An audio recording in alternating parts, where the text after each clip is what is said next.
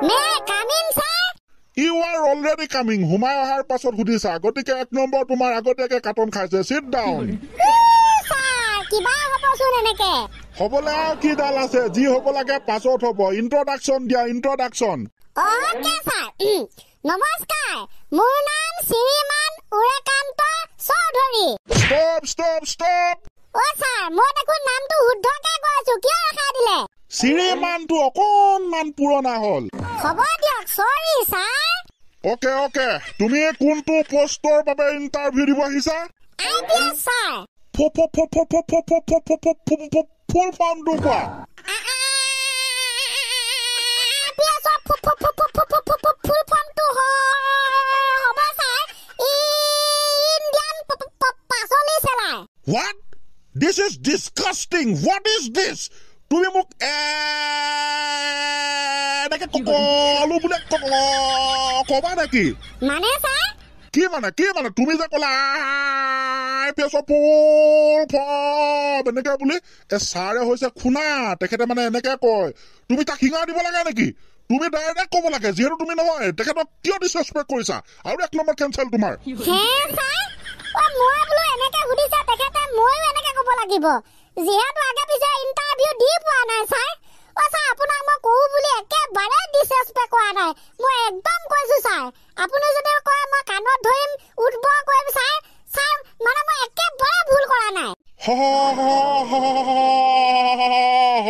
হব সা আপুনি কথা অকনমান কমাই কব দেই নহলে মানে দিগদাৰ আছে মানে ওকে IPS ফুল ফৰ্মটো কি বুলি কৈছিলা তুমি হয় স্যাৰ IPS ফুল ফৰ্মটো হৈছে ইন্ডিয়ান পাছলি সেলাই আই মানে ইন্ডিয়ান পি মানে পাছলি সি মানে সেলাই ও সি নহয় স্যাৰ এস মানে সেলাই ৰাইট শুদ্ধ হৈছে আৰু তুমি যেটো পোষ্টৰ বাবে ইন্টাৰভিউ দিব আহিছা হেতু হ'ব IPSM তাৰ মানে ইন্ডিয়ান পাছলি সেলাৰ মেনেজাৰ মানে তুমি মেনেজ কৰিব লাগিব গম পাইছা হয় স্যাৰ পাইছো তাৰ মানে আমাৰ কোম্পানী এতিয়ালৈকে তোমাৰ কোম্পানী হোৱা নাই আমাৰ বুলি কৈ দিলা যে সৰি স্যাৰ তাৰ মানে আপোনালোকৰ আন্ডাৰত যিমান পাছলি বিক্ৰী হয় হেবোৰ মই মেনেজ কৰিব লাগিব এটা ব্ৰাঞ্চৰ right থ্যাংক ইউ স্যাৰ ঠিক আছে তুমি পাছলি বেচা মেনেজ কৰিব লাগিব এনে শাক পাছলি খাই ভাল পোৱা নাই পাও স্যাৰ মই পাছলিটো বহুত ভাল পাও শাক পাছলি দাৰাই গোটে দিনটো চলে ৰাতিপুৱা স্যাৰ লাই শাকৰ লগতে ভাত খাই আহিছো হব ইমান কিনলে নেজালে হ'ব বাৰু গান শুনি মই বহুত ভাল পাওঁ পুৱাই ফুল তুলবা ও তোমাৰ ঘৰত মই যোৱা ও ফুল বুলি হাতত ধলো আৰে ঘপককে প্ৰেম হৈ গা মেদি পানী মই গানটো গাইছিলো হে তুমি পাছৰ দখ হুৰহুৰাই যি গালা যেন তুমি সিংগাৰ নহয় মানে তাই মই গান গাই বিৰাট বেছি ভাল পাওঁ সেইকাৰণে মানে মই ৰ'বই নোৱাৰিলো ছাৰ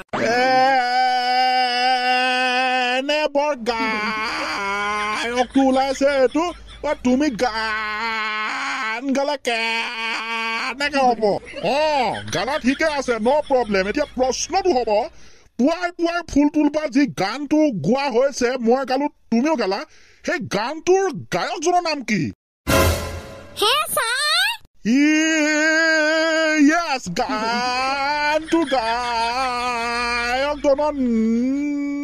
নাম কি মানে ছাৰ গানটো শুনিছো হে সব গাব জানো কিন্তু গায়কজনৰ নামটোহে মানে নেজানা হয় নাই ইণ্টাৰভিউত মানুহে সেইটো কাৰণে ফেল কৰে কিন্তু ছাৰ শাক চব্জি কোম্পানী ইন্টাৰভিউ লগত গানৰ বা সম্পৰ্কটো কি মই বুজি নাপালো এই ইন্টাৰভিউ তুমি পাতিছা না মই আপুনি এইটো কথা প্ৰশ্ন কি সুধিম সেইটো আমি জানো গতিকে আনসাৰ দিয়াৰ দায়িত্ব তোমাৰ গান কেৱল শুনিলেই নহব গায়ক কোন জানিব লাগিব হে আমি কোৱা কথা নহয় হে ফৰ্থ গেটত কোৱা কথা গম পালা ওকে ছাৰ ওকে আৰু 1 নম্বৰ মাইনাস আৰম্ভণিতে ইমান মাইনাস ঠিক আছে পাছলৈ কিবা এটা মিলাম গ্ৰেভিটিৰ বিষয়ে তুমি কি জানা হাঁহি মেলে একো নকলা যে gravity is my favourite subject gravy মানে হৈছে গ্ৰেভি জুল টাইপৰ যি ডাঠকে আৰু টি মানে হৈছে চাহৰ গ্ৰেভি মিন্স গ্ৰেভি টি হেতু বাৰু খাই পোৱা নাই কিন্তু মাংসৰ যিটো গ্ৰেভি গাহৰি মাংসৰ যি গ্ৰেভি পিয়াজ বিলাহী আদা নহৰু দ্বাৰা বনোৱা ও মা কলো চা মই তুমি এইবোৰ কি কৈ আছা হয় গ্ৰেভিটি মধ্যাকৰ্ষণ শক্তিৰ কথা সুধি আছো ক'ত সি গাহৰি মাংসৰ গ্ৰেভিৰ কথা কৈ আছে এইজনক খেদি পঠাৱে নে কিয়ে নে সৰি আকৌ এবাৰ কলো জাষ্ট মানে লাজ বাবে গ্ৰেভিটি এইটো মানে চাই আউট অফ চিলেবাছ হৈ গৈছিলে না গ্ৰেভি ক'ত মাংসৰ কথা এইবোৰ চাই লাষ্ট ডিচেম্বৰ জানুৱাৰী হৈ আছে না তাৰ মানে প্ৰভাৱটো গুচাই নাই মাক চকলাই হ'ব নেকি এইজন খাটাৰা মই জানো নহয় ছাৰ সেইটো গ্ৰেভিটি এইটো মধ্যাকৰ্ষণ বস্তুটো মানে হৈছে এটা মানে বৰ হাফা বস্তু হিয়া হৈছে জান হিয়া হৈছে প্ৰাণ আৰু এটা কথা ছাৰ মধ্যাকৰ্ষণ বস্তুটো নথকাহেঁতেন আজি অসমৰ মুখ্যমন্ত্ৰী হিমন্ত বিশ্ব শৰ্মা হৈ নাথাকিলহেঁতেন তাৰ ঠাইত বেলেগ এজনহে হ'লহেঁতেন হিমন্ত বিশ্ব শৰ্মা ছাৰ অসমৰ CM মধ্যাকৰ্ষণ শক্তি কি উল্টা পাল্টা এইটো বস্তু মই কলো ছাৰ গ্ৰেভিটি হৈছে জান গ্ৰেভিটি হৈছে প্ৰাণ কি উল্টা পুল্টা কৈ আছা বুজাই দিয়া কৰ এখন CM কৰ হিমন্ত বিশ্ব শৰ্মা কৰ বেলেগ CM কৰ গ্ৰেভিটি বুজাই কোৱা সেইটোৱে মানে ছাৰ মধ্যাকৰ্ষণ বস্তুটোৱে কি বুজায় ওপৰৰ পৰা যিকোনো বস্তু পৰিলে সেইটো ওপৰলৈ গুচি নাযায় তললৈ পৰি যায় তাৰ মানে মধ্যাকৰ্ষণ শক্তি থকাৰ বাবেহে তললৈ পৰি যায়